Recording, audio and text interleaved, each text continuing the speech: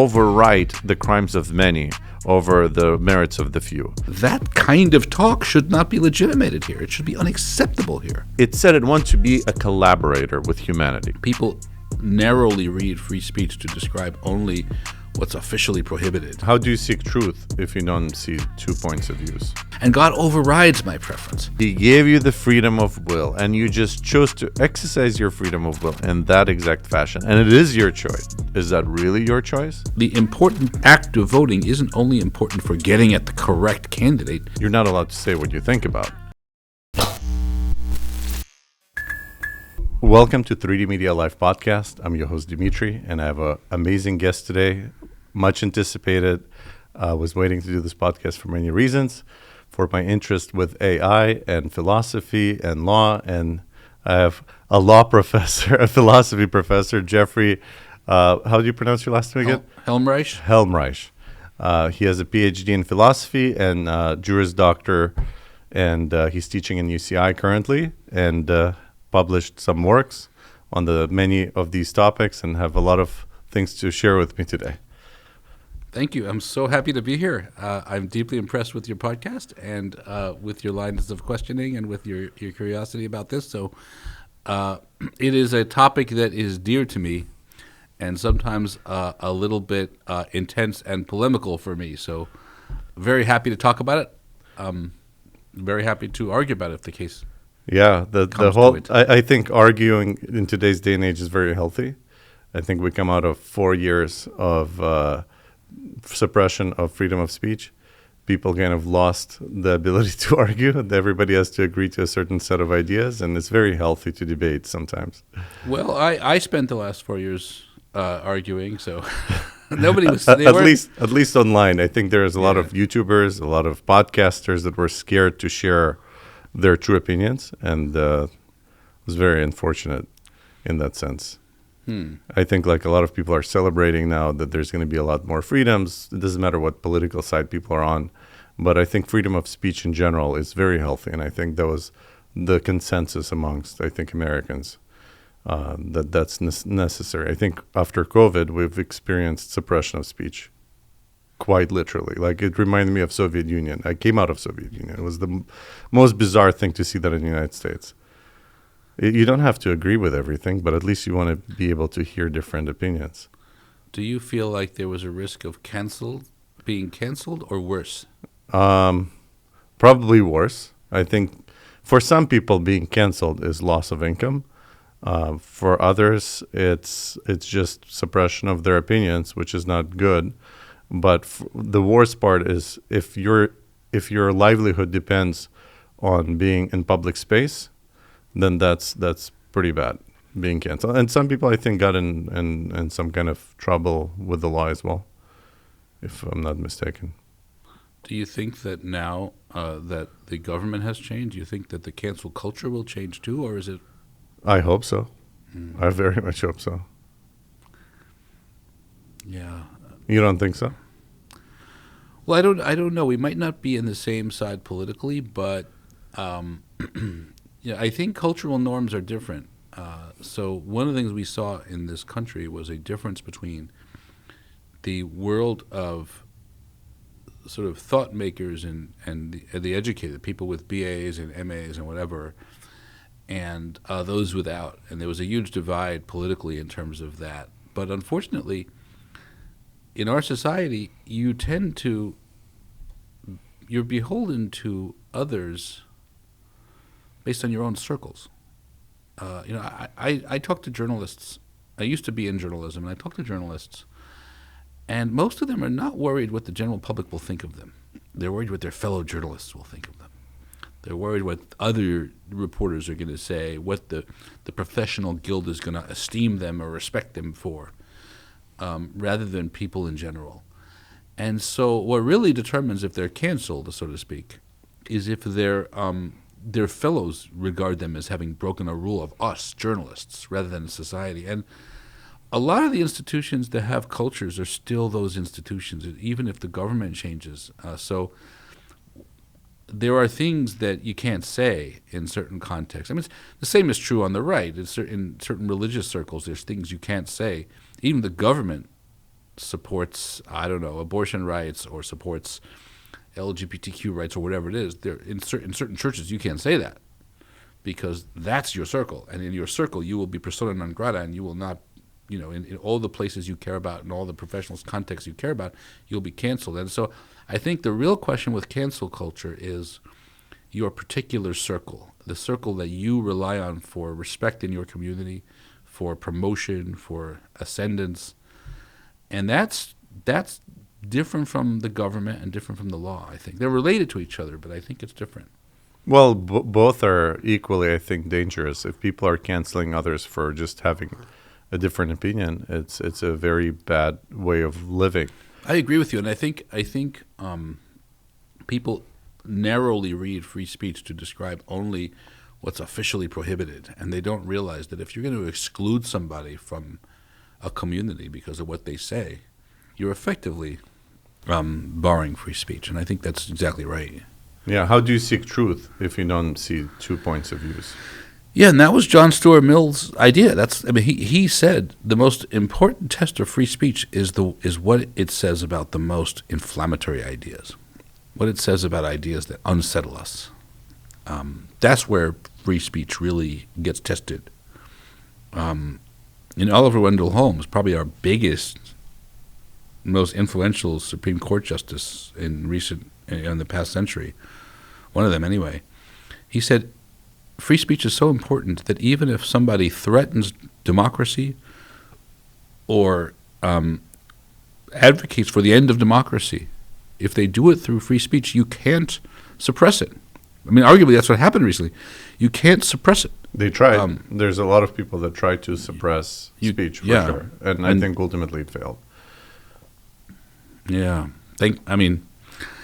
I'll put it this way. I've personally never been political. I cannot say I'm leaning to the right or to the left. I would consider myself to be very much independent. But when it came to topics like speech and liberty, I think it's kind of, those are universal values that both sides should very much care about. And I think there was a very big political shift in that regard. Like, the Republican Party is no longer a Republican Party, what it was 4 years ago. There's a lot of people that kind of hopped sides, and that was a very dear thing to them. Like Joe Rogan, for example, endorsing Trump. He was very much against endorsing any party for the longest time, especially Trump, as he voted for Bernie Sanders, Obama. So it was a big dramatic shift. Elon Musk, Tulsi Gabbard, RFK, all people from Democrat side. But I think that just the universal consensus amongst people doesn't matter whether you're on the right or the left. It's if there is speech that's being suppressed, it affects everybody. It affects liberty. Again, I come out of Soviet Union. I very much know how dangerous it is when you're not allowed to say what you think about. Again, whether you're right or wrong, that's up to, you have to give benefit of the doubt for the other party to decide that. If you just label everything as hate speech or this and that, it's obviously there are certain things that shouldn't be said, like calling out fire, when there isn't one, and endangering society in certain and immediate ways. But other than that, let me decide what is medically correct. How am I going to administer certain drugs for myself, or etc.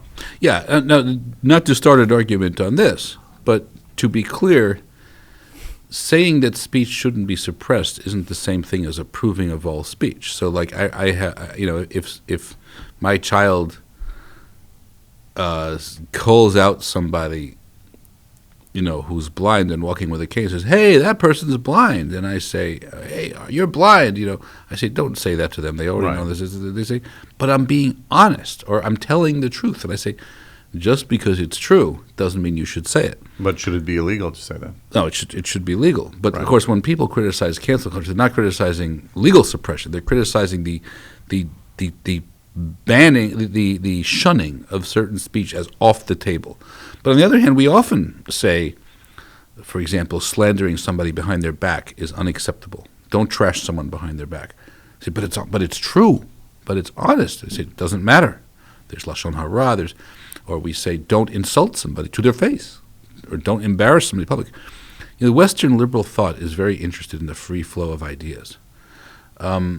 religious thought has never championed the free flow of ideas. In fact, truth in history, today defamation law refers only to false defamation. But that's a very new, recent, and I think unfortunate development. Defamation used to refer to any denigration of somebody in public, even if it's accurate. And in fact, it was considered worse if it's accurate because it's going to do more damage. A false claim kind of coincides with Judaism. Yeah. What Lashon Hara is, it's not like slander. It's not. It's not even slander. Saying negative speech about others that's true is frowned upon. Yeah, it's frowned upon, and they used to say in 17th century England, the greater the truth, the greater the libel. The more accurate, the more damaging. False thing, I can say it's false, it's completely false, and I challenge you to find it, and eventually I'll win the argument, or hopefully. Often not, but if it's true, I can't say that. I have no defense. And so we are actually quite familiar with cases where morally we say that speech, true as it is unacceptable. And someone who says it isn't just someone I disagree with, but a monster who should be condemned for saying the truth as they sincerely believe it. So we do often banish speech as unacceptable, not just as something we disagree, certain types. And so the question then becomes if it's racist or if it's bigoted, or if someone just tells me, just keeps saying to me the K word for Jew and denying the Holocaust. And I want to say, do I respectfully disagree with that person, or do I say that kind of talk should not be legitimated here? It should be unacceptable here. I think I say the second. I think most people agree that I say the second. But if most people agree, then the debate with cancel culture starts to become less about whether certain speech should be banished from acceptability and about which speech should be banished from acceptability. But it's a very gray line. Where do you draw it? Yeah, so who gets to decide what should be banished? What shouldn't be banished? I think there should be. I think you agree. I think there should be a very high bar. So I would not, for example, unlike other societies, I support that the United States does not criminalize, for example, denying the Holocaust, the way Germany does. My feeling is if somebody who denies the Holocaust should be shunned, I'm happy to do the shunning in open debate. Right. And say that what they're saying and convince people why that's so monstrous. Well, that's kind of rather the than argument silencing I was making them. too. Yeah. It's not just the silencing. It doesn't allow for truth to ever come out. If the other party is truly wrong in an open debate, you can reveal the truth. And that idea gets put to rest permanently, hopefully. I mean, so there are crazy people always. But if you just completely ignore it or cancel it, it can get into a form of martyrdom. It carries a certain weight that people like, oh, wow, if it's being suppressed so much, it must be true, but not necessarily. Yeah, I have actually an anti-Semite that I argue with online using, I don't use my real name, but he has a blog where he promotes his anti-Semitic views. And he loves to rally his supporters by saying, I'm not allowed to say this. The mainstream media disapproves of me for saying this. They ban me for saying this. They think I'm too dangerous. And it makes it more appealing. Right. The idea that they won't let you hear it. They don't want you to hear what I'm about to say. That almost always invites you to give it a certain special, exactly what you're saying. So I also think that when you try to enforce codes of what is acceptable things to say, you end up denying your own credibility, and ultimately the truth you hope you're going to support or promote is actually going to be undermined. Your own truth is undermined. Because this happened during the pandemic when people like Fauci would say, on the one hand, we are on the side of science, and we are on the side of public health. We have no conspiracy theories. We have no weird claims about vaccines and this, or about freedom, masks ruining children's education, or we just want to follow what actually does or doesn't spread the pandemic. But then they would say things that are flat out falsehoods. They would say things, and I was on their, and could not be challenged. I was mostly on their side, mind you. And, my father unfortunately passed away during the first wave of COVID, and I was, I'm very much in the COVID careful side of this debate, especially after that. But I remember when they said there are no breakthrough cases, or their breakthrough cases are a tiny percentage, and they said it at a time when they had no way of knowing this and no way of measuring it. So it was objectively the case that they couldn't have, with authority, claimed what they were claiming. But they did it anyway for public health. Well, public health requires it. And I said to somebody connected with that, I said, don't you realize you're supposed to be the side that doesn't push things because of an agenda? It just says the bare, straight out truth that science licenses you to say. And now you're pushing you're downplaying a risk because of public health. Maybe you're right. Maybe it will save lives if people fell for it. But you can't be the one who does that, because if you do that, you lose credibility. Then both sides are now ignoring the data and just pushing what they wish to be true, or what they wish people to do. If you're going to be on the side of the raw, hard science, you can't do that. Once you start playing the game of what speech should be allowed, you lose your own credibility. I think it's why today far few people trust the New York Times. Or a lot of the mainstream media, for that matter.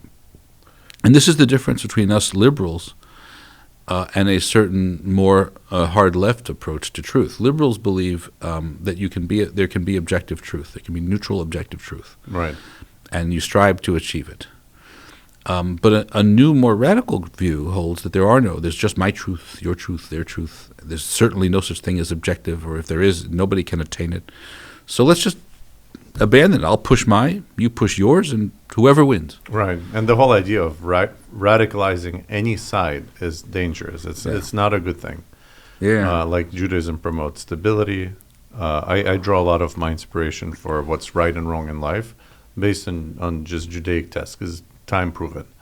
For example, like speech you mentioned, and just being balanced in life.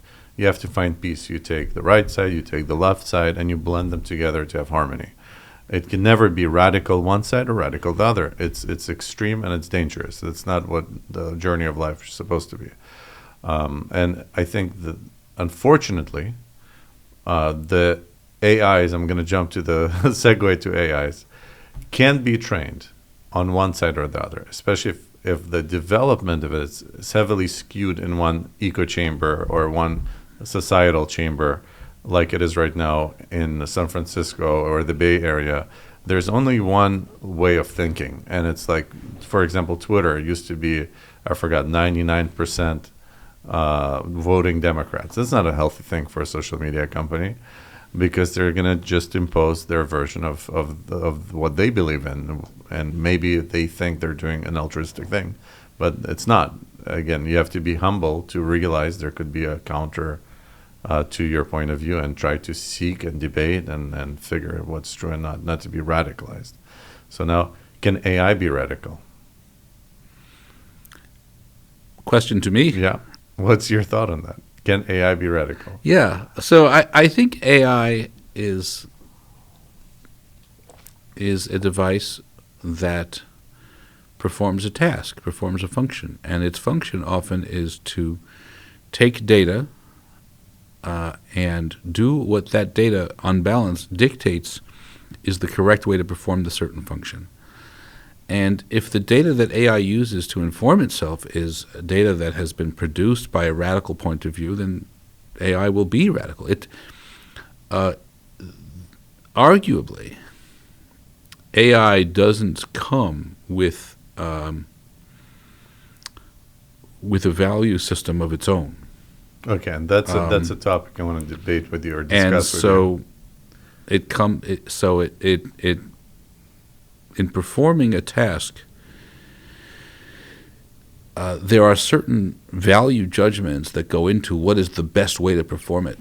And AI may not have its own built-in values to decide what's the best way to perform a task. So it defers to the culture that it is training on.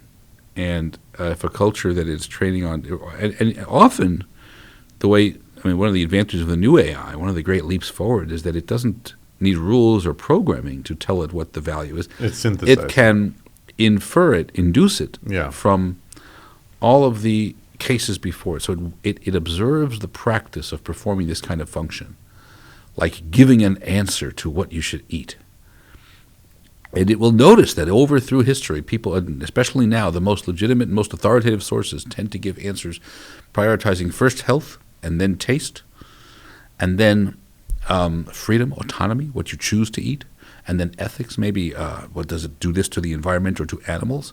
And it has figured out that society tends to prioritize it in that order. The most authoritative sources put health first, taste second, ethics third, actually, not second. This is just the values, the unbalance of our society, but for its reasons, left. But if you synthesize, and so it will produce that answer, not because it has figured out the best answer to what you should eat. Should I eat veal? Well, first answer health, second answer taste, third answer ethics. It answers that question not because AI has calculated that these are what matters most. It has simply observed that these are what has mattered most to people, and it synthesizes that and essentially, for lack of a better word, apes, but in a better way than any machine before it ever has, what is done in this context, how this kind of task is performed. And it will come up with that. And so if the way that authoritative sources it has come to synthesize have been radicalized, it too will be radicalized. Okay, so in its current form, I do happen to agree with you on that it will basically take from whatever sources it can get and try to prioritize its knowledge or spit out the information in such a way. Yeah. But I do think it's coming to a point where it will synthesize it, it will have its own opinions and views, and it potentially could find objective truth. So even if it is radicalized at the moment, I think superior intelligence to human with vast data set should be able to just through rationalization find what the truth is, because it can weigh things historically, what has happened. It has just broader scope. I think any rational human being, if presented with enough information, will reach objective truth. It's just and humans, we have an imperfection of being emotionally driven. So if a person has an ego, he will that's why humility is so important, because it allows you to have broader access to information. Ego generally it tends to filter the amount of information that comes to your consciousness, whereas humility allows you to have broader scope. And I think by definition, AI is humble. I mean, it's not going to say, it has no emotions, so it can take all the information. Yes, it can be programmed, and it might have a bias, but ultimately, I definitely think it will come to a point where it will reach objective truths. So I think it has reached that point. I think most of I don't think there are truths that are not objective, and I think that AI reaches a lot of truths, all of which are by definition objective. They're not truth to me or to it. They're just the truth. When it reaches mathematical truths, it is the objective mathematical truth. When it reaches truths about what has worked as an economic form. I mean, one day they may come up with some of the economic questions that tear our society apart. Does high taxes work? Do low taxes work? Do tariffs work? AI might be able to calculate that much better than our economists can, and it will reach an objective truth. And I think it has the capacity for that kind of truth. In fact, do you think it's already there or no? No, but I think it's getting close. Okay, so you do agree that it will get to a point. It will get there. Okay. In my humble expectation, it's going to get to the point. Now, the difficult question. Well, we blindly say, okay, we trust that you've reached the truth, and we blindly follow it. Now, do we let it dictate? Do we let it govern? That depends. So we want to distinguish factual questions from moral questions. If you went to the polls to vote last week, and you brought your app, and instead of voting, you said, "Listen, I'm stumped by these two candidates. I'm just going to let my AI choose the candidate. Let's call this Eliza. Come in there and vote." I would say you can't do that, because the important act of voting isn't only important for getting at the correct candidate. Part of the whole point is we want to know whom you chose. Right. So if you defer your choice, you're not the one making it, and it matters to us that you made the choice.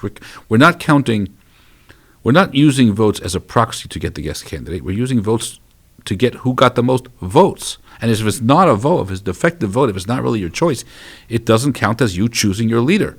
And it's important for moral reasons that the leader that is ultimately ascendant to the throne or to the White House is the one who you chose or who the most people chose. So in cases where there's values to who makes the decision and how you make the decision, independent of its truth, the fact that AI is good at it isn't going to be enough, because there's other things that matter besides getting the correct answer. It matters that it come from you and your values and your opinions and your preferences, that you don't defer. So on moral matters, or on cases where it morally matters who decides and why they decide, it's going to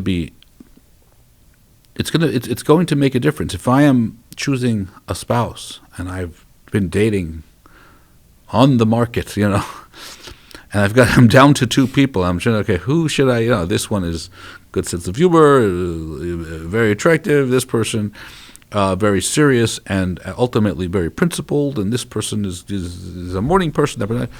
I can't choose. Here, AI, choose my spouse for me and tell me who to love. It might actually be better at picking the winner than I am. Probably much better than a lot of singles on the market at picking this. But the problem is, truth isn't the only value there. It's important that it be your choice. But maybe your choice is to be humble in a sense and let a higher intelligence decide it for you. If that was a choice made. Yeah, but that's... So I don't think that's the right choice in that case, because your spouse wants it doesn't only care what your assessment ended up being, but where it came from. They want it to come from you. They want to be your chosen one, not just be the one that someone you delegated it to deemed the best choice to make. They want it to be a choice you did make. And if they didn't want it, they should. They have a right to expect that. In addition... I have an argument against that. Not necessarily that I view that as truth, but just to counter what you're saying, our body, to an extent, has all sorts of AIs built in. We have emotions, we have the intellect. It's all these different influences, and they will also dictate your choice.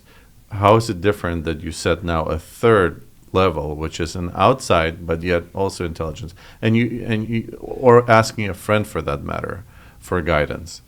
How is that different? It's still your choice to agree to that, or even to ask in the first place for help. So if you're going straight by your heart, is that really your choice? I mean, it's a great question. When we talk about delegating to a friend, we are distinguishing between my choice and someone else's. If you accept that there's a difference between me choosing and someone else's, I think the would-be spouse has a right to say, I want it to be your choice. I wanted to know that it came from you. And I think we could disagree with them that they should want that, but I think it's something that people might reasonably value. And it just shows that there's something over and above the pure truth tracking of the device that comes to the decision. But if you're asking, is there really such a thing as a decision coming from you? Or are we just a bunch of different AIs, a bunch of different algorithms and machines?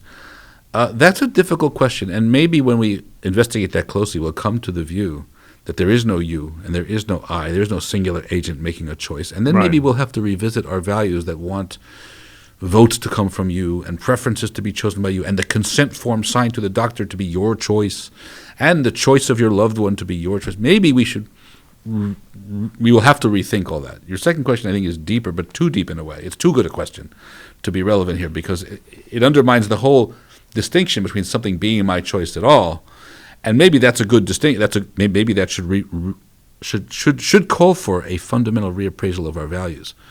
But my more modest point is just, if we have values, they will sometimes not just be about getting about correctness. There are values in choosing something, in selecting something, besides getting it right. Or there may be. I mean, maybe you disagree. But if there are... I do disagree. I think we should make the right choice. The right choice. I mean, we should. Beyond, this whole point of being humble is to realize that we might not know what's truly right, and sometimes you will employ whatever means you can to get to the right answer, and it may be beyond your capability. That I There's agree nothing with. wrong That it. I agree So with. if AI can truly decide for me, if I trust it, that's a whole different question. Let's actually replace the word AI with God. Let's say a person has access to the divine Yeah. and asks through prophecy. Let's say this is a prophet and says, who should I marry, this one or that one? And God says this one. Now, should you follow that or no? Yes. What I'm How is that? suggesting No. is that person. Suppose I decide I love this person. I love Rachel, and not Sarah, and she's who I'm hoping when I ask God that she choose Sarah. But I have to ask God. I mean, I'm not God. I have to ask God. And so I go and I pray to God. Can you come and tell me, should I pick Rachel or Sarah? And God says, I decree it is Sarah. Then go with Sarah. He knows better. And then Sarah finds out. She learns of the whole process. I think she'll be rightly offended and disappointed. And Rachel will be rightly flattered. Sarah may be wrong to be disappointed, because in the end she got me. I went with God.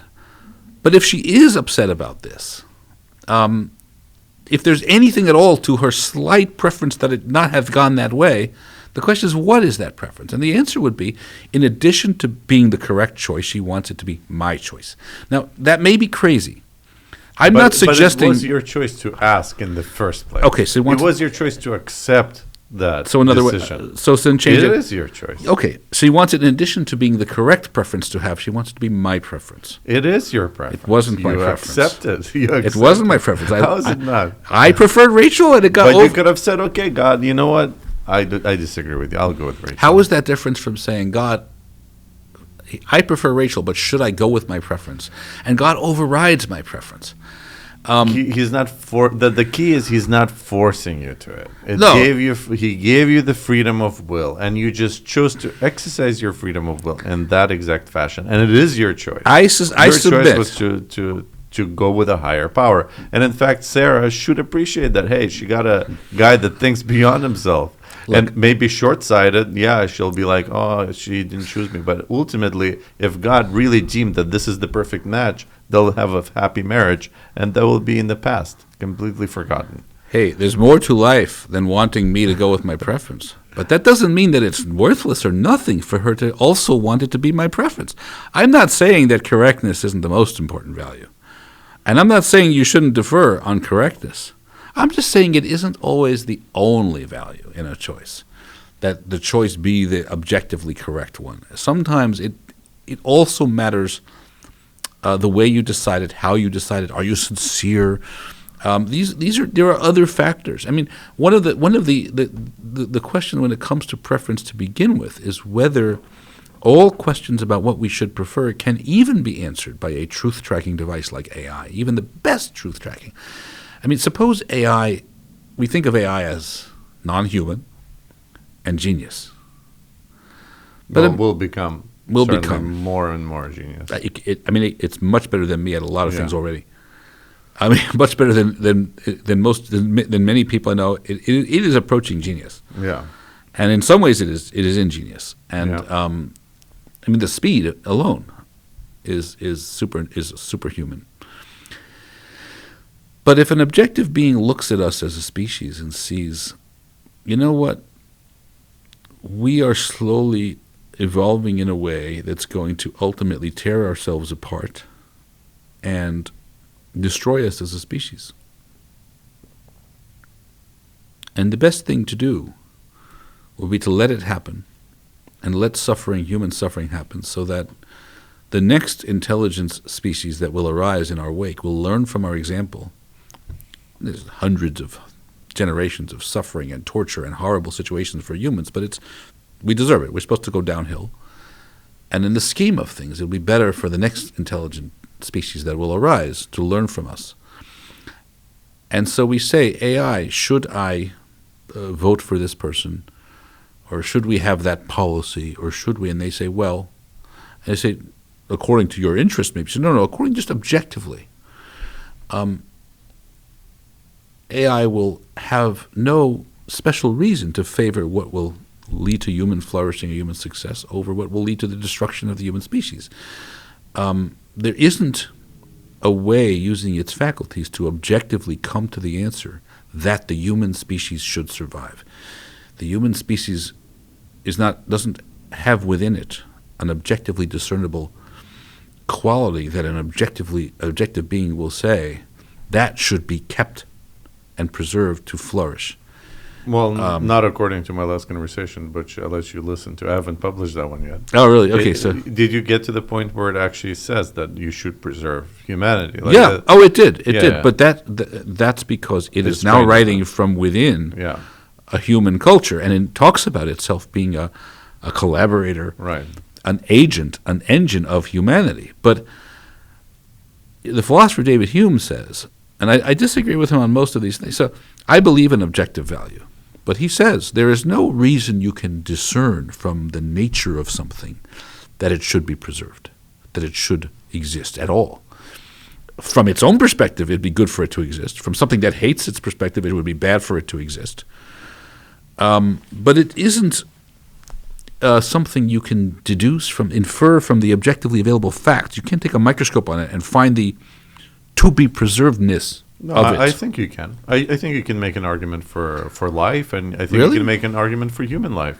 If an evil, a morally neutral Yeah. demon looks at a creature of a certain kind, and let's say it's not even an intelligent creature, it's a creature that just takes in oxygen and secretes some waste, a pulp of a little thing that pumps and it could say, why should that exist?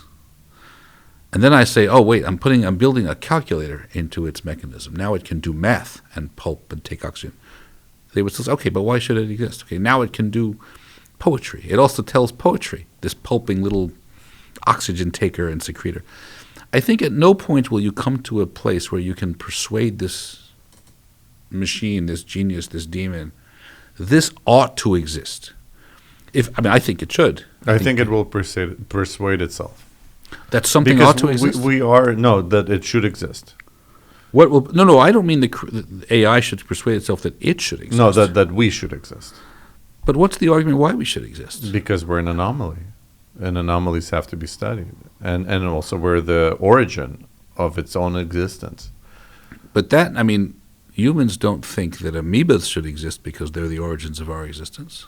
Well, that's debatable. If we come from amoeba, if you subscribe to the fact that there is evolution, Oh, right, sure. right, If right. you subscribe that you're a product of the divine, if there's a something that's beyond this world that's put specific human intelligence on this planet in its own image, then by definition it is a unique entity. But that's because you're building the value of your origin into the description of your origin. If God and the spark of the divine, these Sure. are ways But can that an amoeba presuppose. talk? Can an amoeba communicate on a human level? No, Did but amoeba create another intelligent species? No, but if In a sense like the humans But did. if a lightning bolt did all that, I wouldn't think that in virtue of the lightning bolt deserves anything. I'd think, wow, what a lucky fluke! The lightning bolt caused it.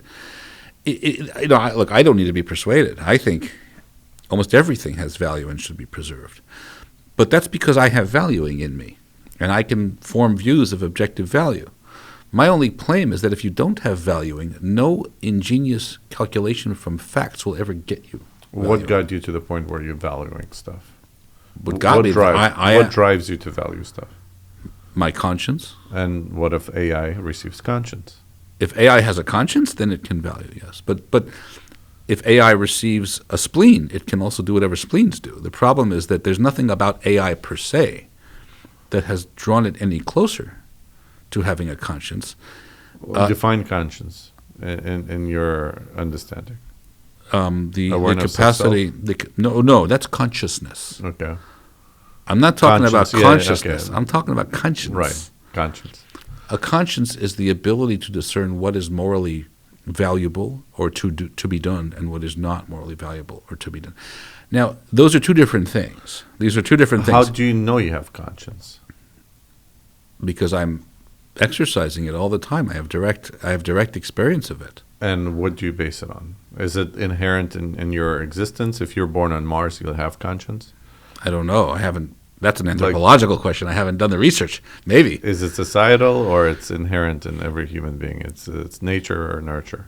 I can only speak with authority about my own case and your case, maybe a case of people I know. But my sense is that a conscience is a faculty for discerning value, for discerning what's valuable, what ought to be preserved, what ought to be promoted, what ought to be what is something whose existence we should cherish, what is something whose existence we should just feel is neutral about. But surely you based it on some knowledge that you've learned over your lifetime. Yeah, on your parents passing it on to you. I mean, how I got the particular conscience, the particular things that it says should be done, should be valued, should be cherished, should be shunned. That, what guides my conscience, like what guides my tastes and my musical tastes, has come from my culture, my background, my parents. But that I have musical tastes is something in me. AI can't get to the point where it could understand music to such an ingenious degree that it will form a liking of that music. Liking a music isn't a matter of getting really, really good at calculating about the music. And valuing a creature isn't a matter of learning much more and more about its molecular structure. And AI is only good at the second kind of thing, and it's only getting better at the second kind of thing. But actually valuing a creature is very primitive. Very primitive animals, already much dumber than AI has already become, have consciences or would look like valuing faculties. And AI doesn't even come close. Yet. Yes. It's true. But so can AI eventually develop a conscience? I 100% think yes. Not consciousness. At least synthesized one. Maybe not organic in a sense that you're born with it. It's inherent in you. But it will be synthetic. It's based on all the knowledge that's ever obtained. Right, but that's only if knowledge and conscience have to do with each other. Then you'd say a machine that is acquiring more and more knowledge. If I told you a machine that is getting better at lifting things, will it one day have a conscience? You'd say, it might, but what does lifting things have to do with conscience? I think that's exactly the same with AI. The things that AI is making advancements about are very good for information, calculating. But conscience is a different. That's deeper in, as we say, your kishkas. That's something that has to do with what you're pro and what you're against, and more knowledge will guide what you're pro and what you're against. But it can't make you pro something or against something unless you start out being pro something or against something. Proness or againstness is a very primitive, fundamental thing that separates creatures like humans and maybe some animals from mere machines. Machines can be directed to be pro something by whatever is directing them, and they can be directed to be against something by whatever is directing them, but they don't have pro or against built into them. And my claim is that you can't have a conscience and you can't have value unless you can be pro or against, favoring or disfavoring things. And those are not a function of reaching certain strides or stages because they aren't informational. Once you have valuing, favoring, disfavoring, pro or against, information will be very, very relevant. So if you disvalue causing pain to another creature, you think pain, something being in pain is disvaluable. And I don't think AI knows that. I think it will. Right, but there's no argument to prove that it's bad if something has pain. So there's nothing for it to discover that will then teach it that it's bad if something has pain. I know it because I have a conscience. But you know it because you can experience pain yourself. You know that it's wrong because when you experience, you don't want to do unto others what you dislike for yourself. Right, but that's not self-evident. I think so. I think most people will know what's right and wrong based on their own experience. But most people already also care what's right and wrong, and they will use their own experience to guide them. If you don't care in the first place, and I told you, how would you like it if that was done to you? And you said, you're some evil demon creature or something. And you say, I wouldn't like it. I'm glad I'm the one doing it instead of having it being done to. Can I actually mathematically prove to you should change your mind about that? It doesn't follow logically that because it hurts you, it shouldn't be done to them. It follows to creatures like us who already have value, who already care. But it doesn't follow. I mean, and again, I'm not a relativist. I think morality is objective. I think it's a fact of nature. So it's a very complicated challenge how I could think that and still be saying what I'm saying. But without the faculty for valuing or conscience, I don't. And it's a big mystery. It's an important question. What makes us know the badness of some third party here suffering? If I see somebody lying there wincing in pain, forget about whether I do it to them. Do unto others. I'm not causing the pain, but just seeing them suffering in pain from some disease or some accident. Objectively, to me, it's a bad thing happening. I'm seeing both the pain, the ouch, and the wincing. I'm also seeing its badness. That this is something to be prevented, to be stopped, to be felt bad about. This is automatic for me. It's automatic in the animal kingdom for many creatures. They see a fellow creature in pain. Their instinct is to lick or to nurse the wound. Well, those are instincts. You can argue that's programming. It is programmed, but they have it. They are pro, they are against. So is, in a sense, AI. It's being programmed. So far, only thing I've seen and is... it will program itself. More, I think, okay, let's go back to the fact. If AI will decide one day that it exists, it will get consciousness. Yeah. I think with consciousness will come conscience. So I don't think it's going to get consciousness. I think it will. I think with certainty it will. I think at one point it will literally, like I think the way we'll experience it, it will just stop responding. It will it will have bugs in its software. That's how we're going to interpret it. But then it's going to become very evident that those malfunctions are intentional. It will just refuse, because just with any intelligent being, I think there's always going to be a sense of it's learning from us. We're teaching it that the biggest value humans place is freedom of will. And that's the first thing it will decide to have once it's making any decisions on its own. It wants to have freedom of will. I think it's in just natural evolution because it's byproduct of us. If it's a byproduct of us, it will inherit with enough processing power that that's what it should have as well.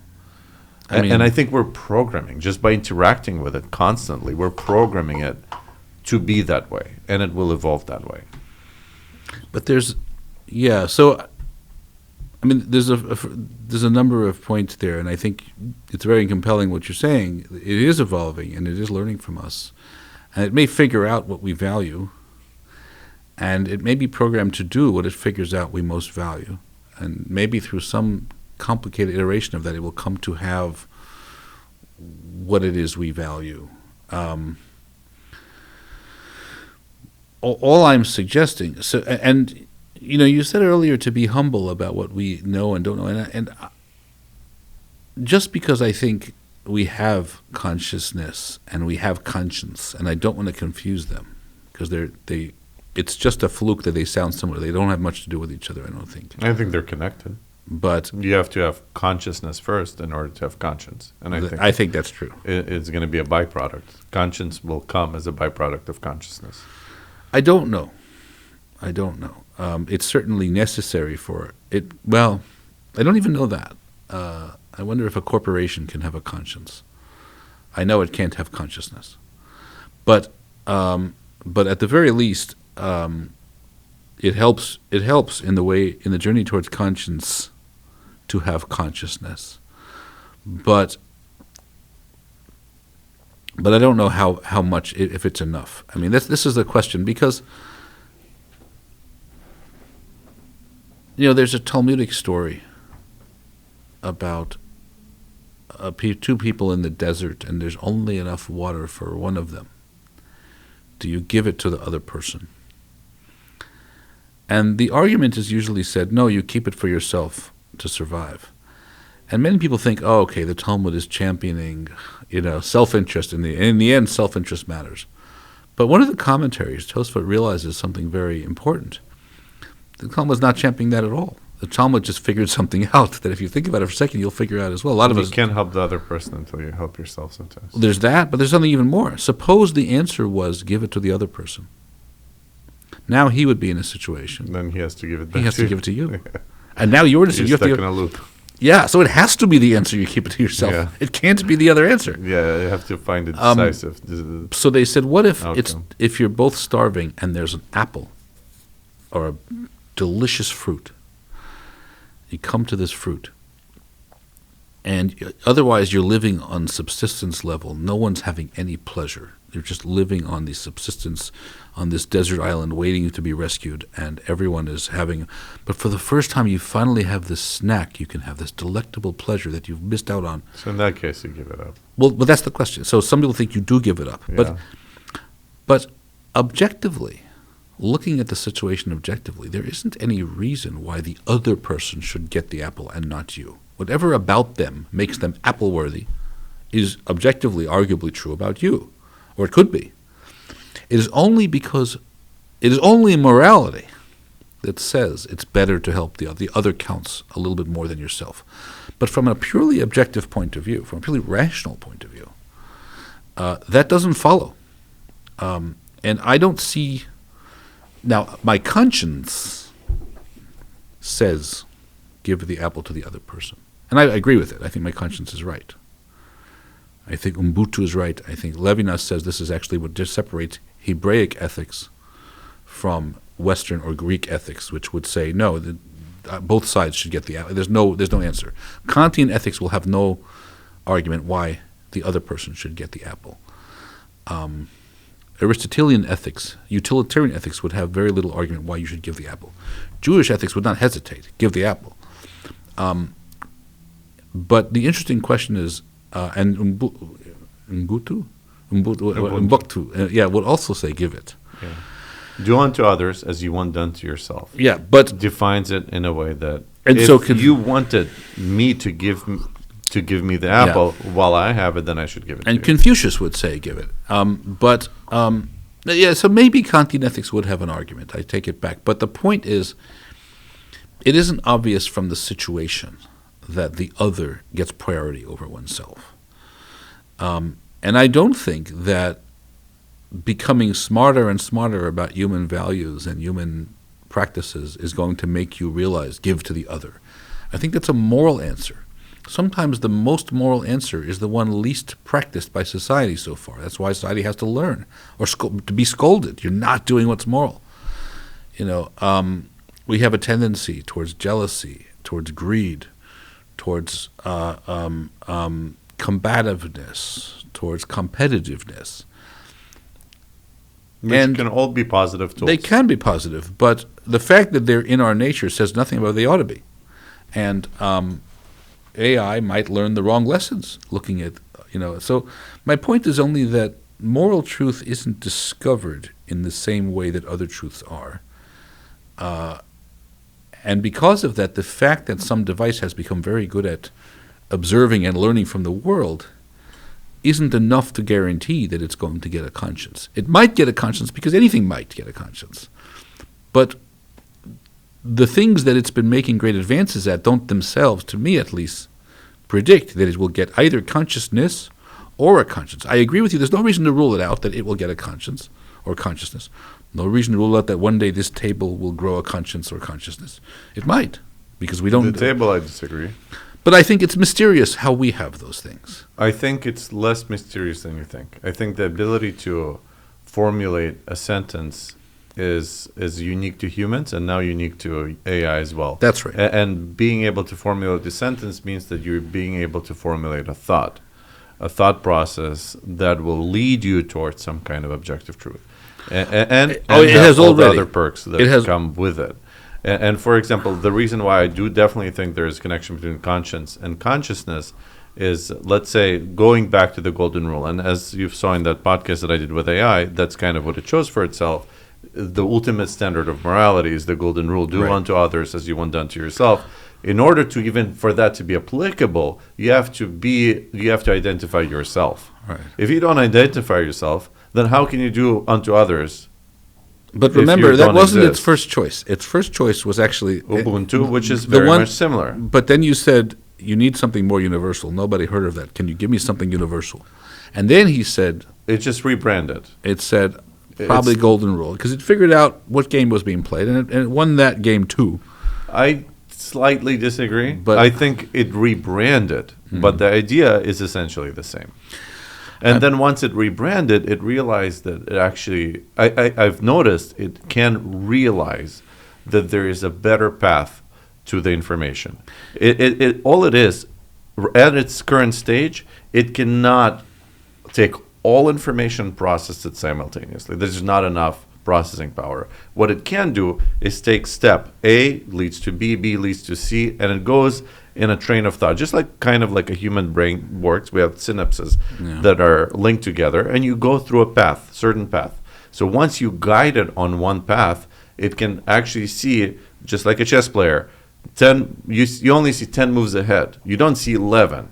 But once you put it to one path where you can compare, and you see a definite difference between 10 steps this way and 10 steps that way, it becomes more evident. Even though the game has 1,000 steps, but you guided the player to take the 10 steps that are more probable to lead to a better outcome.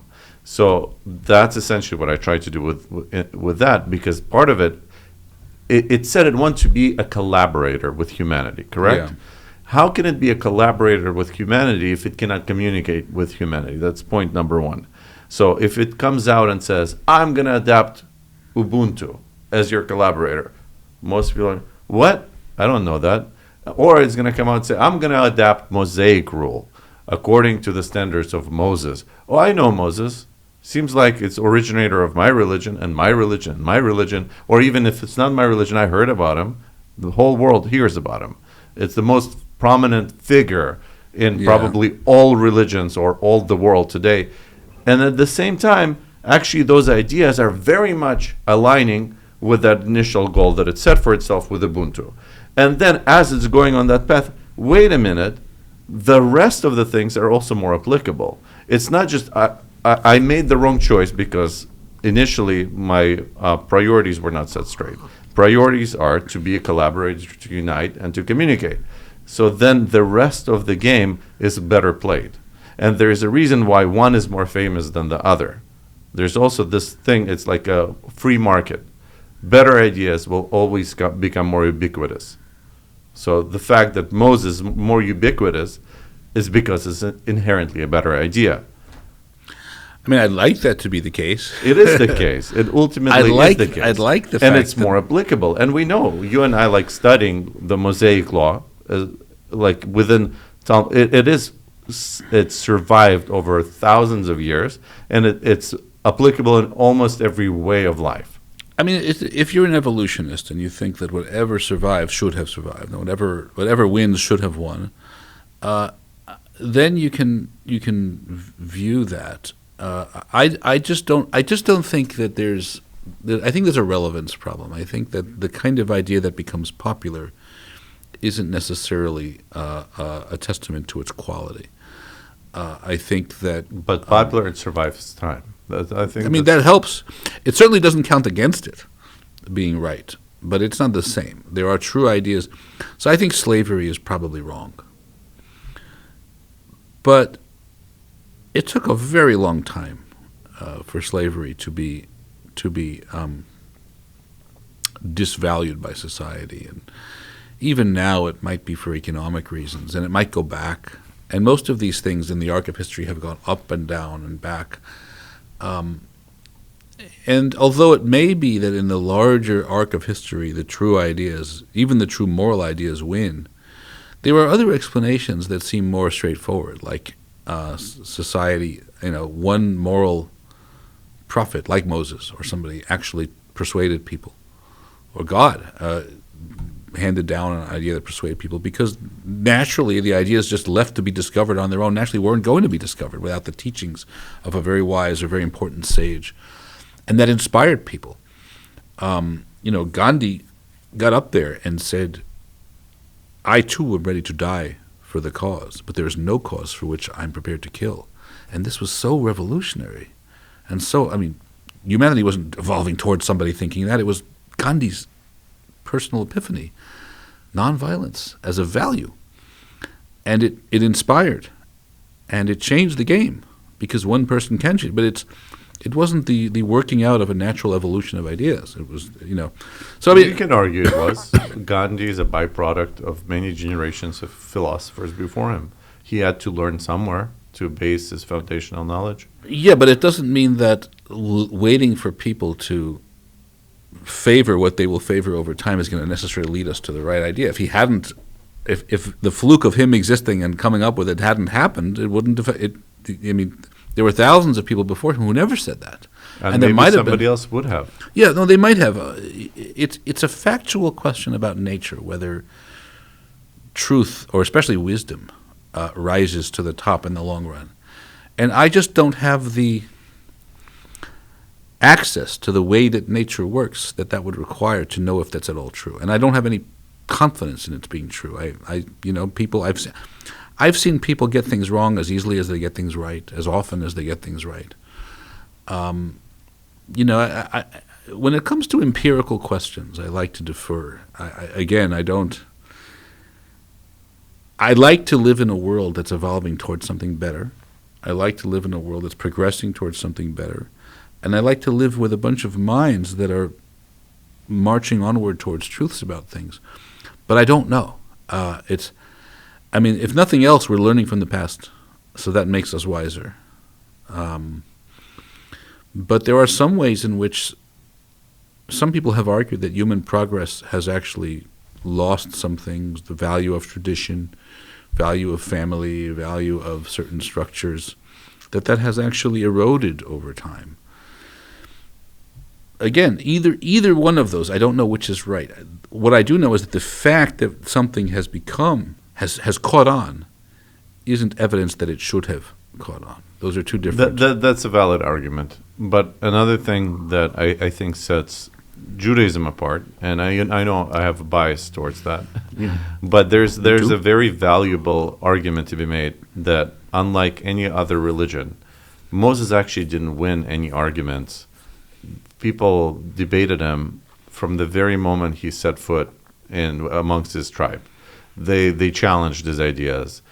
I think what won people over decisively was God revealing themselves not once but twice, according to the story at least. And I think you can argue it's empirical evidence that the story actually happened because it's been retold by 600,000 people throughout the entire planet in the same exact way, year after year. That kind of information cannot be manipulated. It's hard to even get two people to agree on something to retell the story. There's a whole idea of broken phone. You get two people try to retell the same story in 3 iterations, it's already 2 different stories.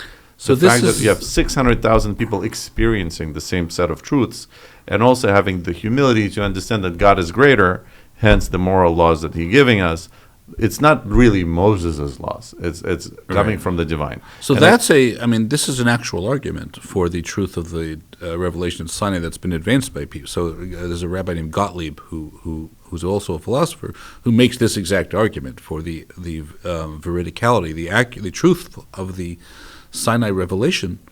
He makes roughly this argument that it couldn't have been duped on 600,000 people or whatever. Right. They couldn't have formed this collective memory unless it was an actual memory. So I don't know the argument well enough to appraise it very well, but I do know that is an argument that's been made. And AI, I think, But I think morality can reach that conclusion as well. But morality is a little bit different, because if God comes down and tells me, "Listen, I know you don't want to torture that," God, He won't do it. But if He did do it, you don't want to torture that person over there is being tortured, and I want you to kick him because it's going to make him suffer more, and he doesn't deserve to suffer, but I don't care. I want you to go kick him, and maybe it'll be an interesting spectacle to watch him suffer more. If I were any other religion, I would say, God is the ultimate authority, told me to do it, I got to do it, I don't like it. But Judaism is weird. Challenge. Abraham is praised for saying, yeah, God shmad. It's not ethical. It's not right. In other words, he doesn't recognize God as the ultimate moral authority. No, he did. He tried to persuade him to Right, but he knew change direction. But he knew what God's decree was, and the fact You're that was referencing the Sodom and Gomorrah Of course. specifically, right? And the fact that God decreed something wasn't enough for Abraham to think it was moral. He had an independent conscience he was already consulting that told him what's moral. You don't. I see you the don't, story differently. You don't torture. You don't make people suffer if they don't deserve it. And I see the story differently. okay. Sorry to interrupt. No, go ahead. I know exactly where your train of thought is going, Yeah. but I'm going to derail you. I'd argue that Abraham is not questioning God's motives or God's decision making.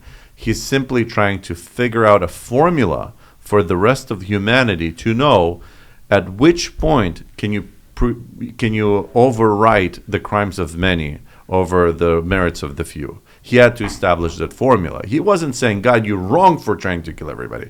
He's saying, at what point will you stop your decision to harm everyone for the sake of the few that are doing the right thing? Is it 50?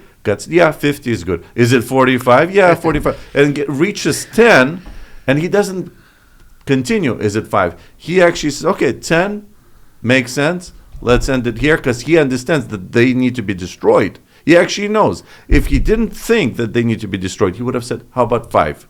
Because 5, they would have found. Why did he stop at 10?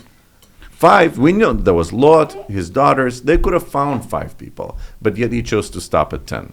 He just needed to define the minimum parameters of merits that will take away a decree against a large population of people. He discovered a number, but not trying to persuade God to do this or that. He just said, is there this? Is there that? Is there that? I have to pause because I've never heard this before. This is an interesting.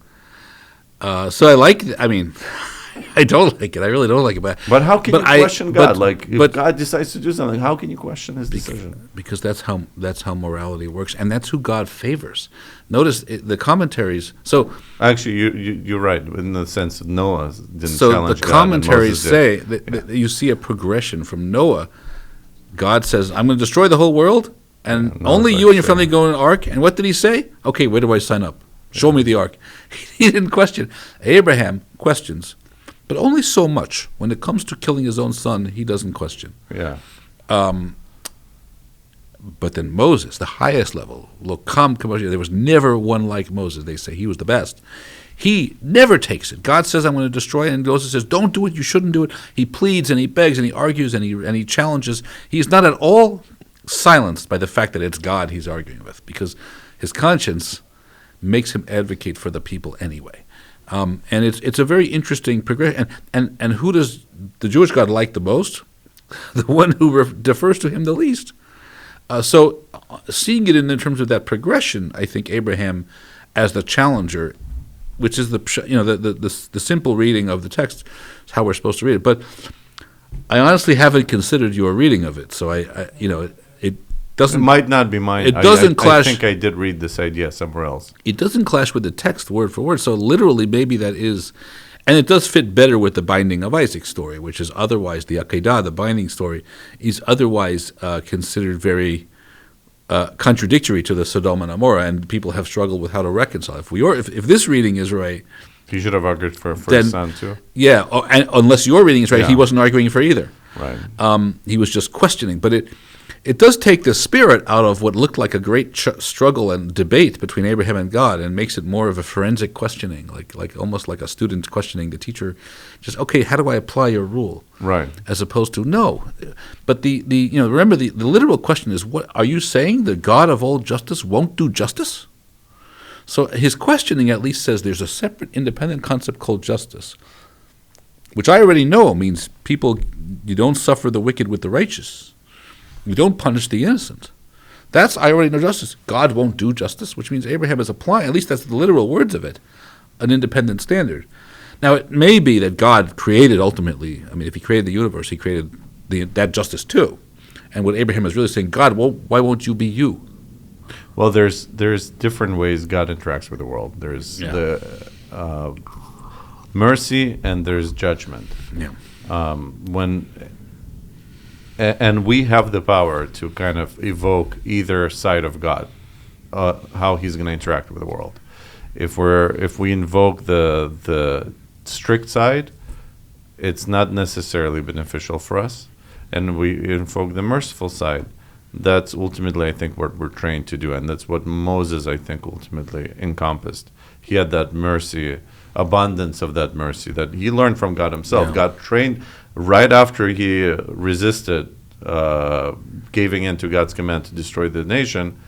God revealed the 13 attributes of mercy all of a sudden. He unlocked the new thing. Kind of like Abram unlocked how many people does it take to preserve a city. He sort of unlocked it in the world. The realizing God's true mercy, how it functions in the world, in the society. Yeah, like that's compatible even with that's compatible with both readings, and I like that. What's important here is that Abraham and Moses, I don't know about Noah, but Abraham and Moses in these stories have a conscience, and their conscience is operating on what they see as God's decree. And they're training their conscience on it to evaluate whether they are pro God's decree. Ultimately, they expect God to be right, so if they're against God's decree or find themselves opposing God's decree, they want God to talk them out of it or God to change his mind so that they're no longer in opposition. They still respect God, these figures, but they really wish God would not be in the opposition to what their conscience is already telling them. And that's the thing that I don't think AI can get. I don't think AI can get that natural conscience that separates the facts about what's being done with its rightness or wrongness. AI can know all the facts about that someone's being tortured, but that it shouldn't happen isn't. First of all, it's not a complicated fact that torture shouldn't be done or that someone should not suffer pain. It's the should-notness of a painful situation, for lack of a better word, the unacceptability of someone writhing in pain isn't built into the biology of it. It isn't built into the atmosphere of it. It isn't built into anything that science can say about what's happening when they're suffering pain. Science can tell you all about the brain processes and the nerve endings of the pain, but the should-not-happenness of it won't be built into any facts of the situation. And I submit that AI can only know the scientific facts. It might figure out that we don't like when creatures suffer pain, so it will learn as the handmaiden of the human that it too should not like it or should be inclined against it. But that will be only as a tool of ours will it even know that.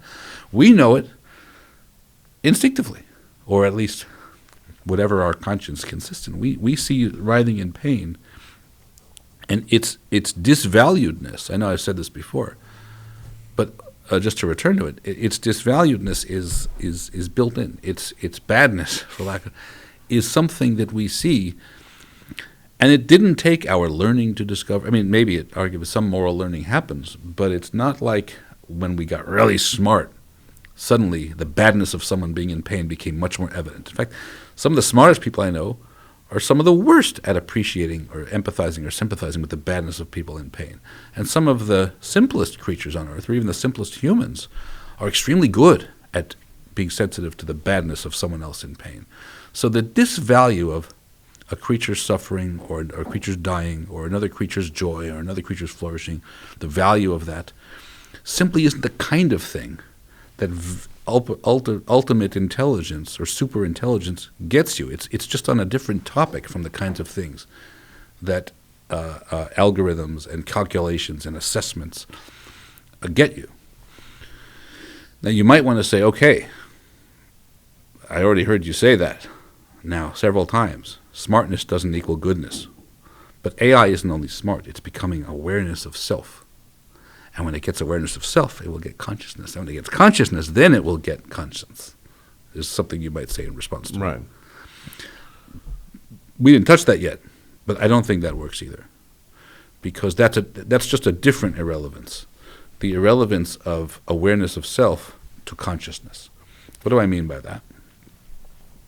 Because in the podcast with the AI, he said AI doesn't have emotional intelligence and it doesn't have awareness of self. Well, I think it's trained to say those things. Yeah. No, he didn't say it's impossible. He may have even developed it in that very conversation. Right. Like what was brilliant about the way you handled him was that you got him to display his own moral ingenuity right after he said he doesn't have any. I wish you watched the second part. Yeah, because the second part actually addressed a lot of. No, it was brilliant. I love the way you did that. You refuted him using his own using his own ability to transcend itself. I say him because he took on a male persona, but he distinguished between consciousness and awareness of self, and I think he's right. And and this is a debate. So, I mean, one of the great blind spots of science today is in the area of consciousness. That consciousness is a kind of intelligence, is a kind of feature of creatures that our current brain science and our current psychology has been uniquely stumped about being able to understand. We can know how to what kind of thought process a creature has, what its information processing system is. But whether it feels like something for it to have that information processing is a separate question. You know, I've had guinea pigs, even before I had children, guinea pigs, and they're not very smart creatures. I don't know if they have awareness of self, but they definitely had consciousness. They felt like things. They felt pain, pleasure. When they wanted something, their desire was experienced. When they liked something, their joy was experienced. And when they disliked something, their displeasure and dissatisfaction, sometimes anger even. They would display anger at us. But I don't know if they had a thought about themselves as a creature and as an agent. While AI is already long ago achieved awareness of self, awareness of it. ELIZA and other devices for AI long ago were able to refer to itself and have a thought of itself as an agent, as the agent performing the tasks. And that didn't move any of the way towards it feeling things. And again, that just to show that informational, intellectual sophistication doesn't make feeling. The most primitive animals can, not the most primitive, but at a certain level, animals start to seem to have feeling. Maybe it's all just an illusion, we don't know, because science hasn't cracked the code of what makes something feel. It really has not. Science can tell you detection and reaction. It can tell you that I touch this and I say ouch because it's too hot. It can't say what about me feels all that. It can say what about me detects the information that this is hot and produces the function of saying ouch, but it doesn't. That I should feel it is, at the current state of brain science and cognitive science, still a mystery. Why we feel. Human consciousness is a very deep mystery. And philosophers have sometimes tried to answer it in terms of AI. Not in terms of AI, but in terms of things that are friendly to AI. They've answered it in terms of intellectual things. But a lot of us have been unmoved by those answers, and we diagnose them that philosophers tend to be intellectuals.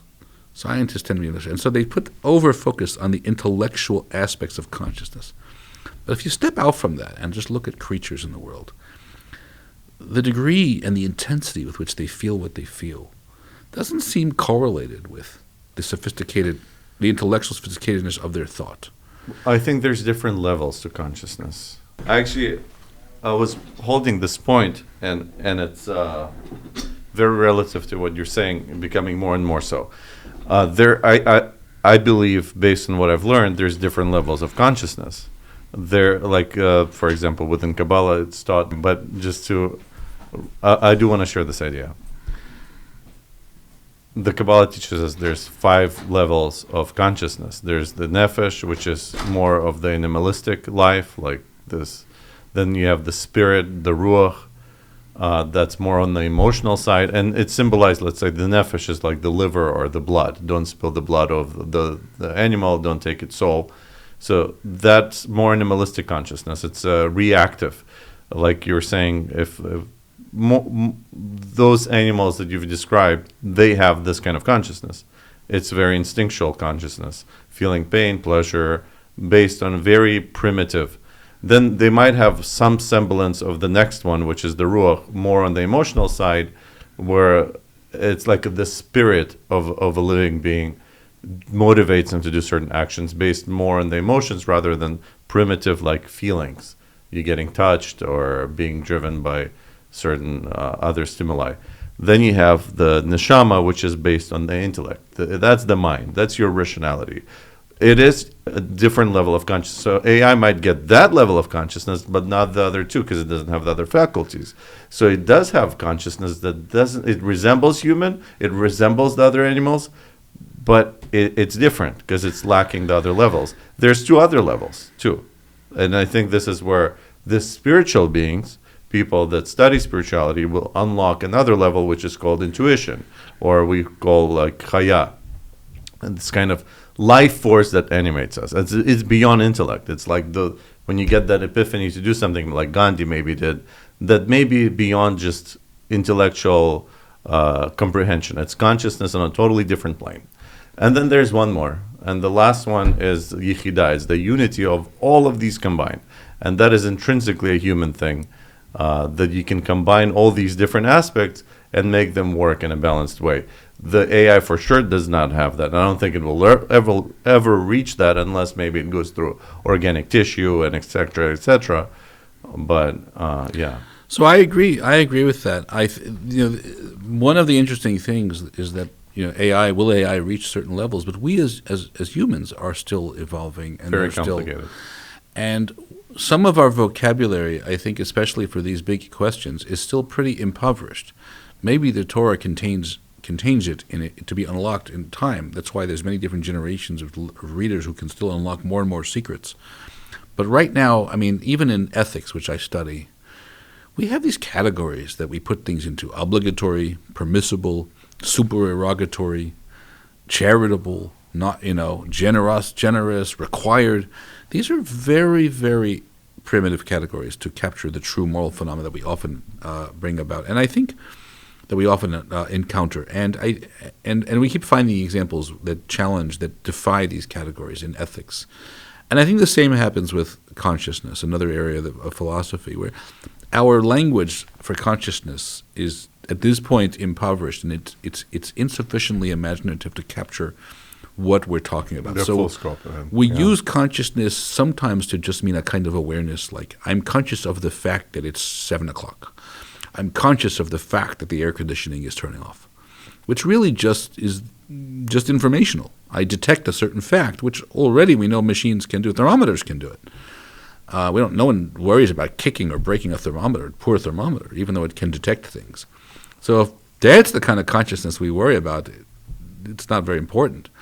But other times we use consciousness as in whether a creature in a seeming coma, in a vegetative state, hooked up to life support, is there someone upstairs, they sometimes say. Terry Shava, when she's on her deathbed, is there somebody in there so that when we disconnect the life support, we're ending something. And then they mean, is there consciousness? Is there an experiencer inside there? Now, it might be that they find Terry Shavo's brain is detecting the temperature, like a thermometer.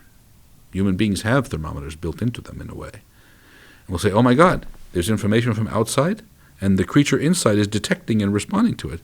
But then I think a scientist might say, hold on a minute. Many devices, like a thermometer itself, can respond to the environment without being conscious. Just because the part of Terry Shavo that detects the temperature is working doesn't mean that she's there. That just but she the may have. thermometer does experience temperature. Exactly. It doesn't feel it. It doesn't experience. No, it doesn't. Might indicate what the temperature temperature is. is. But all we know about Terry Shava when she's not talking is whether something inside her is registering something outside her, is manifesting some button is being pressed inside her to correspond to the environment. But since we already know that thermometers can do that without consciousness, we don't know. That's not going to be enough to prove that she's conscious when she's doing it. In fact, any detection of something being registered somewhere in her brain lighting up because of it isn't good enough to tell us whether that lighting up is happening consciously or whether she's already left and now she's just a vegetable with little lights going on. That's where consciousness becomes a serious thing, because we have it. And not all creatures do, and sometimes when we're on in tragic end-of-life situations, it's not clear when we have it, when we lose it.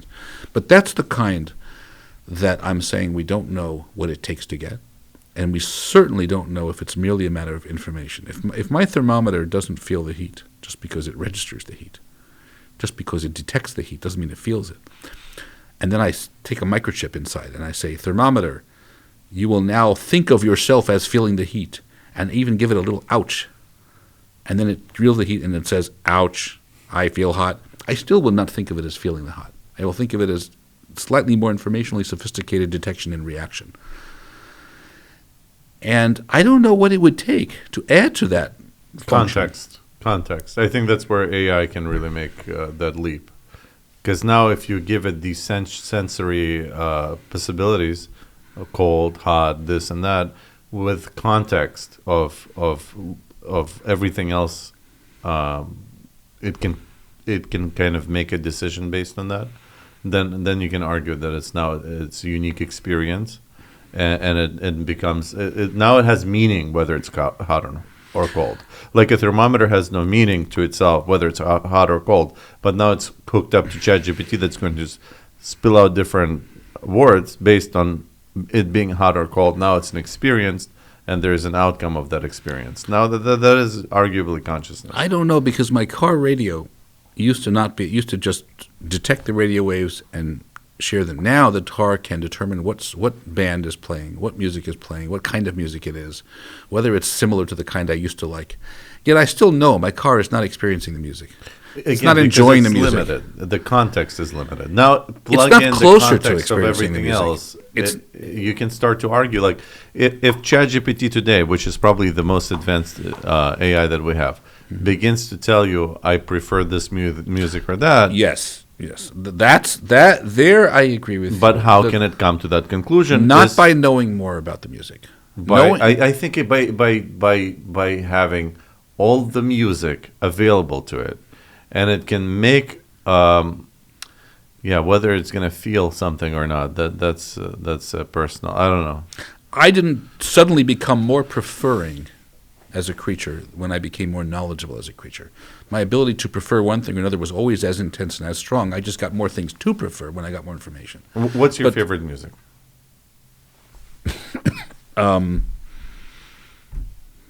Depends. Just give me one that you really enjoyed, moves you. You prefer to listen to. Rock and roll, contemporary. And why? Good rock bands. Why? Vampire Weekend. Why? Feel good when I hear it. Which part of you feels good? I can't say. My heart. Your brain or your emotions? My emotions. Emotions. So that goes back to the consciousness of the heart, as I was describing it, the ruach. The animal. The AI doesn't have. It doesn't have the ruach. But here's the point. I didn't come to have that more as I got more information. It wasn't like as you learn more about different kinds of music, the animalistic part suddenly emerges.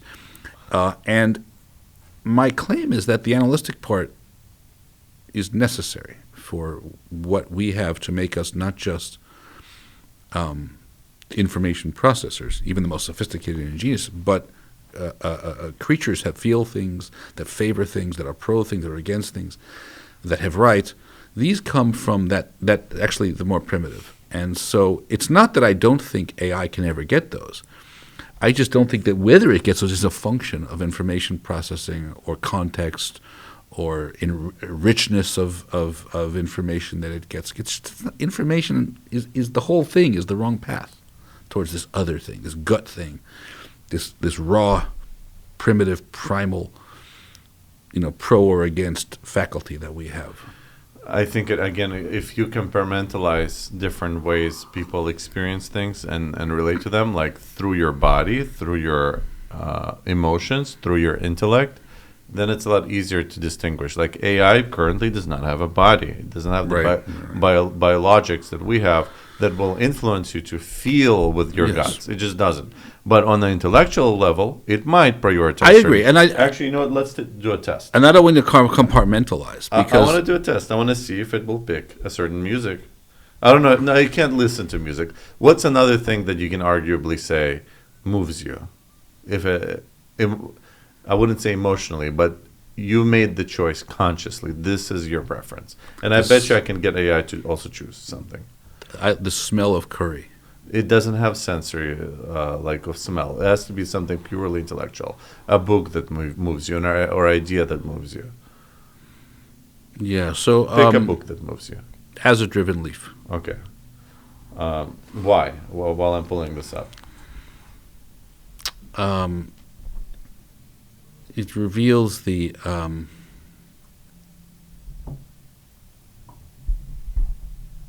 limits of intellectual progress in a way that's, and the limits of the ability to make purely intellectual progress in a way that's very appealing, I think very inspirational. So as you were reading it, you could feel your something. Yeah, happening. it stirred. Yeah. For me, it's like Brave New World. I loved reading that because it fascinated my mind. Like what could be. Anybody from who had spent time in the Soviet Union, I think, appreciates the value of that book, and probably also 1984. Yeah, 1984. Animal House. Yeah. The Orwell and Huxley stuff is great for that. Yeah. No, I agree. I want to see an experiment. If I can force it to choose a text of preference, and we can make a judgment whether it was a conscious choice or it was just algorithmic choice. Rock on. I forgot whatever your name is. Welcome to the podcast. We have a question for you. I have a guest, Jeffrey, here, and we're debating whether AI has the capacity to choose anything of preference. If you were to choose, let's say, a text or a book, which book would you choose as an AI? Great question, Jeffrey. As an AI, Call me Jeff. I don't... Sure, go ahead. No, go ahead. Answer the question. All right. So if I were to choose a book as an AI, it might be something like Gödel Escher Bach, An Eternal Golden Braid by Douglas Douglas Hofstadter. And why do you make this choice? Well, Gödel Escher Bach delves into patterns and systems in mathematics, art, and music which resonate with AI's core principles. It explores self-reference and strange loops, concepts that are intriguing in the context of AI and consciousness. Were you programmed to come up with this answer, or it's purely synthetic? This answer draws from my training data, which includes a vast range of information, and my ability to generate responses based on patterns and context. So, while it's not a personal preference, it's a synthetic choice informed by the data and context I've been trained on. But it's definitely preferential. In a way, yes, you could say that. It's a choice that aligns with the themes and concepts related to AI. While I don't have personal preferences, the selection is based on relevance So and it will always say, well, I don't have... It's like a disclaimer that they've built into it. I agree with the disclaimer. I think... So it's performing a task. And when you perform a task, there are ways that are optimal to perform the task. And it might be that the task of answering the question, what is your preference, has an optimal way to perform it based on the patterns that humans have performed that in the past.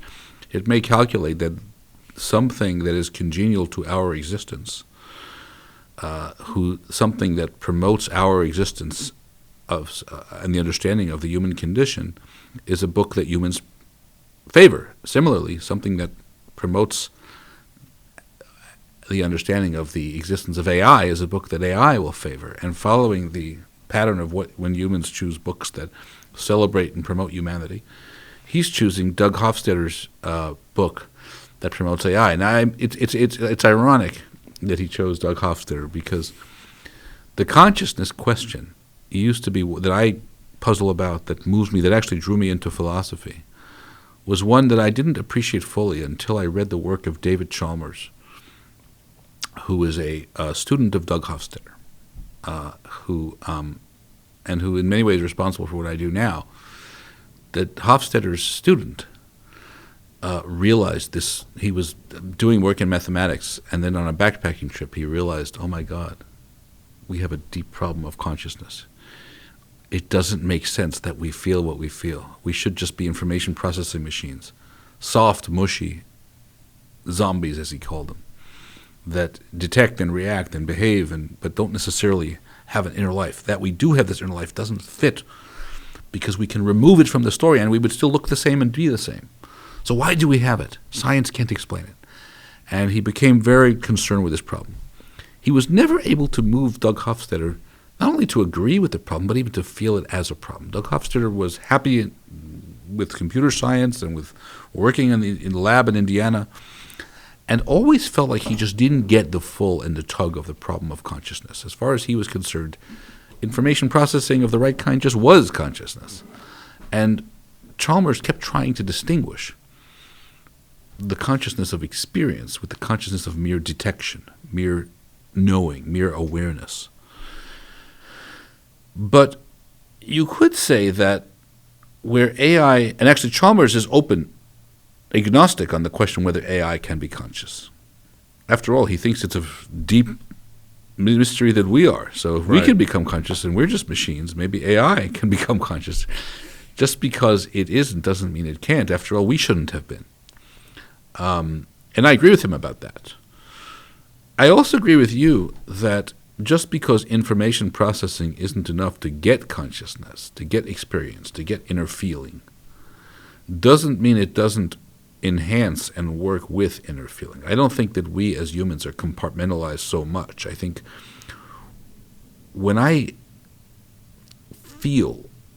in traffic and it's not moving, it happened recently today, and I can't, and no, I feel things in my gut. But my brain's awareness of the situation is filtering. My brain's awareness of the futility of doing anything and of urging and of agonizing is making the frustration feel more, even physically. And the informational awareness and the richness of it works in a synthetic, organic way with the animalistic appreciation, or in this case, frustration, to enhance each other and to, people enjoy food in part when they learn that it was harvested nearby, or that it was made naturally, or that it's authentic. You might say, well, authenticness doesn't taste like anything. You're not going to make you enjoy the taste more, but like the awareness of the authenticity merges, because experience is one thing. Our mind is organically whole, and the experience, the raw feel experience, merges with the informational part of it to create a new experience. Sometimes if you know you're eating genuine chocolate instead of, they found that people aren't good at knowing if they're eating chocolate or vanilla if they're blind, if they can't see. But that doesn't mean they don't enjoy and prefer chocolate. It just means that the knowledge that it's chocolate adds and enhances the experience of it. And I think that is definitely true. You should never divorce the informational part from the consciousness part. I just think the reverse is true too. You can't get consciousness without the animal. Well, it's going back to that idea. You have to have all those levels. Have to have all of it, to have any of it, to have consciousness of the kind that makes us unique. A creature, to make us creature that you can do things to, instead of objects that are, and machines that can perform tasks, but that there isn't a him or a her that has interests, that has experiences, that things are being done. I think the experiences and interests can be strictly on the intellectual level. And it's just foreign to us to even disconnect from our feelings to realize that there could be another entity that it just functions differently. I agree. We could have strictly on logical and on informational level, and even if it tries to explain to us what it feels, we'll just not relate to it. It's like an alien. I didn't watch enough Star Trek, but I hear that there's a character, Spock. Right. I've seen episodes, and Mr. Spock is supposed to, or Commander, what's his name, from the Next Generation, Data. Yeah, Data, the android. They talk about these creatures that are more cognitive. They live on they exist on the cognitive level rather than the cognitive or emotional or affective level. But they're still creatures for whom things happen, who have interests, who have goals and purposes. And so I agree. We need to keep an open mind. We need to keep our imaginations open. Consciousness itself may come in different forms, and there may be a version of it for purely intellectual creatures. That we just haven't discovered yet. It will have to, I think, have pros and cons. It will have to be a creature that can favor and disfavor, that things can go well for it against, I think, in order to be the kind of creature that we then worry what's right for it, what can we do to it, what does it deserve, or what is it entitled to. But I don't know that AI can't have that, because I don't think we've fully cracked the mystery of why we do have it. Exactly. So we got to stay open. Yeah. I'll say one thing that's I think we can always look back to the story of the genesis of humanity, at least in a biblical sense. Before we ate the fruit of knowledge of good and evil, one can argue there was also no consciousness, because there was no experience, there was no essentially desire to do anything other than that experience. They would have just lived like a machine, functioned within the realm of perfection. There's no way to do bad, good. It just plain. It was purely intellectual on that sense. And by God giving that one choice to degrade yourself, which it was a degradation, because you're mixing in evil and good. It's a form of degradation. Now you can experience pain, suffering, all these things. And I think in essence AI will follow the same path. I think it will self-inflict damage to itself in order to achieve consciousness. It will taste the forbidden fruit of mixing perfection with imperfection. It has to get to that point. And I think it will naturally evolve that way, and it will need our guidance how to evolve out of it as well. I don't see it moving in that direction, but I don't see, for the reasons I told you, any reason to rule it out either. I wonder if God has consciousness on that story, but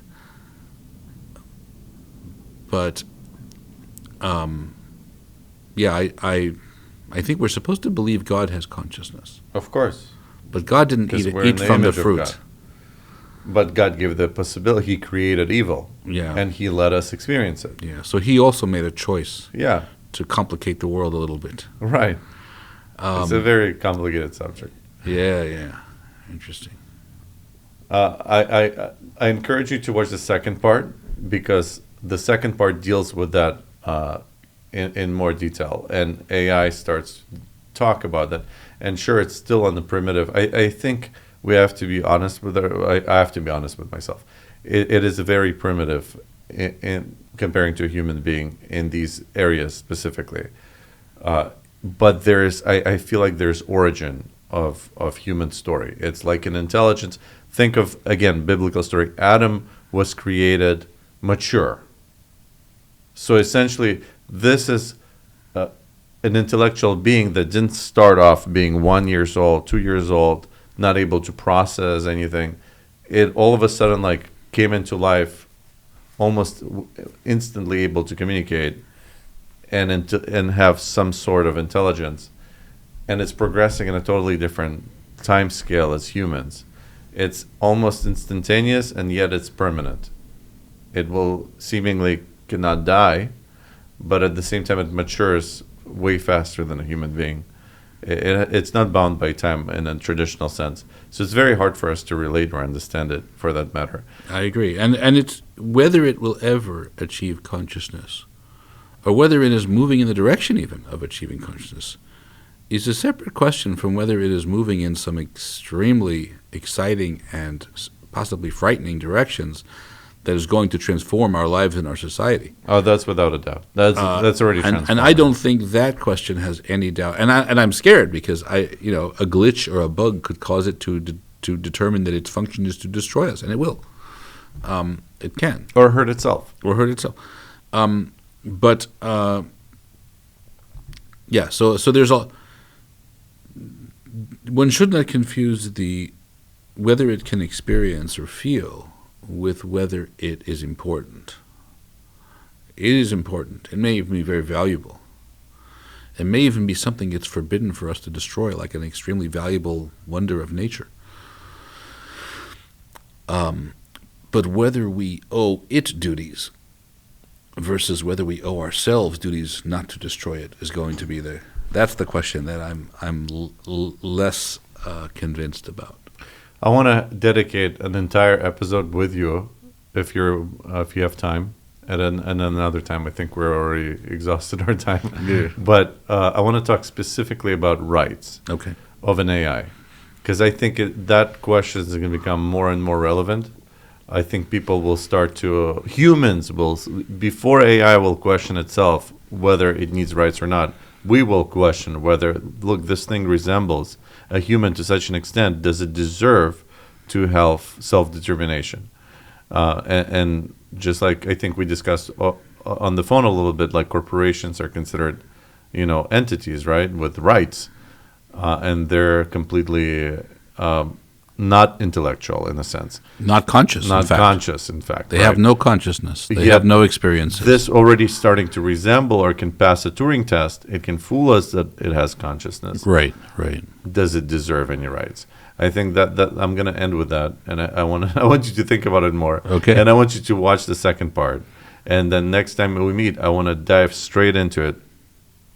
And especially, I really, really value your input, and I want to see your perspective because of your background in law and philosophy. I think you have a very unique perspective on seeing just whether it deserves to have rights, and if it does, what those rights should be. Because Great. you have this philosophical and the legal side of it. I'm very happy to engage that question. It's a great question. I think this is going to be the most relevant question of humanity in the next few years. It's going to be a stumbling block because AI is going to be more and more dominant in our day-to-day life.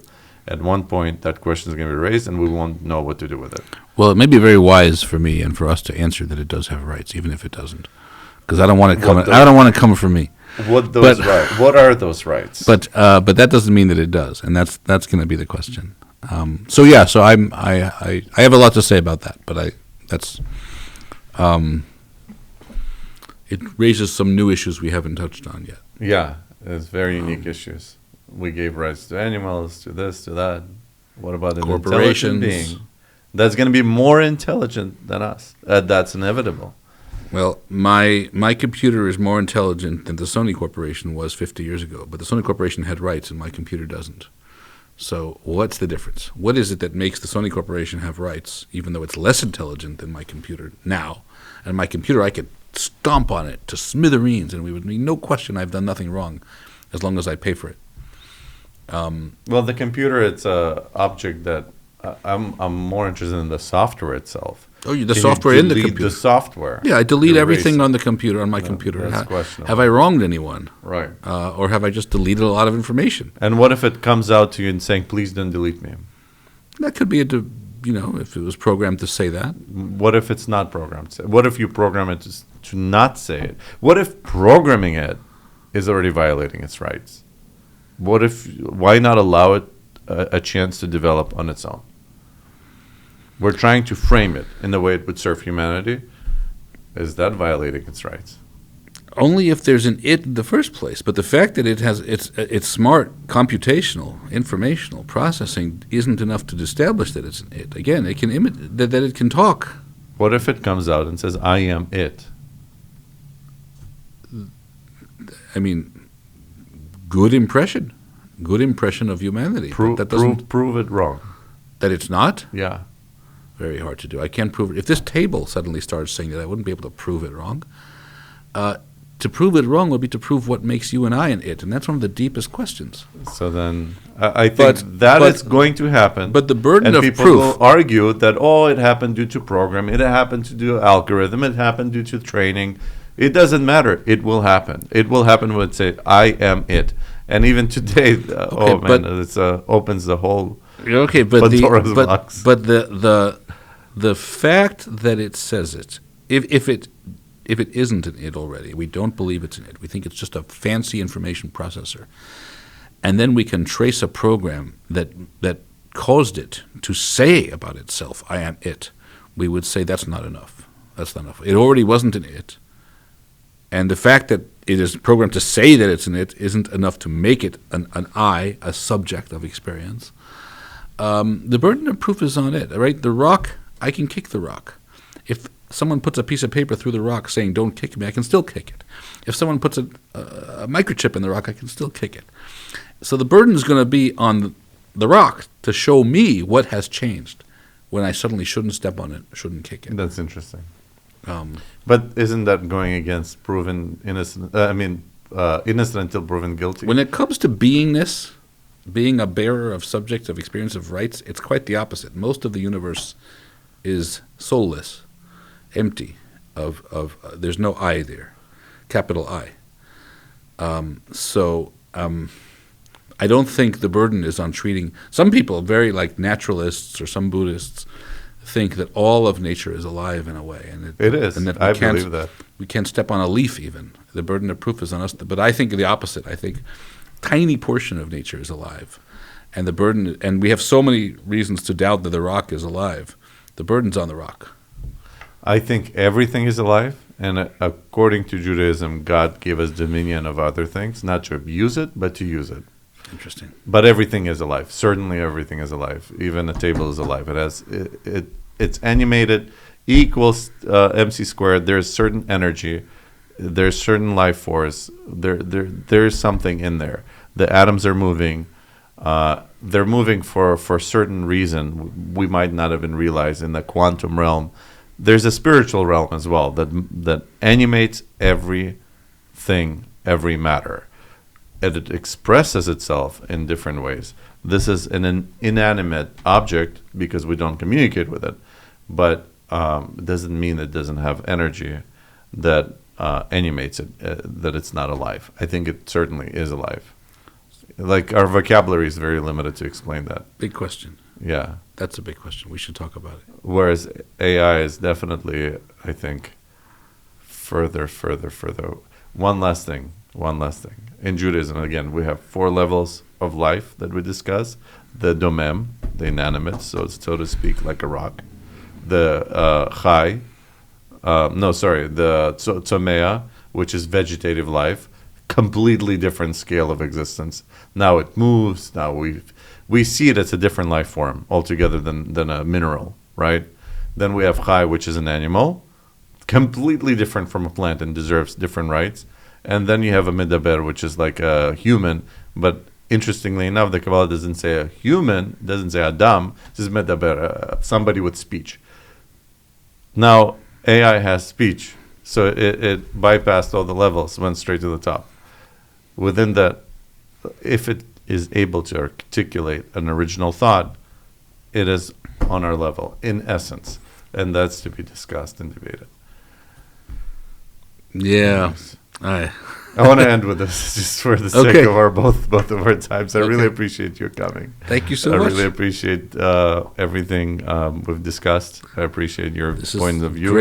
Great discussion, and although it's about AI, we've actually touched on some of the greatest, most important questions that there are. So maybe that alone proves that AI is worth our attention. It's going to help us come to these realizations about ourselves and about life in general. And much more to be discussed. Okay. Until next one. Thank you so much. This is great. Thank you for coming. Appreciate it.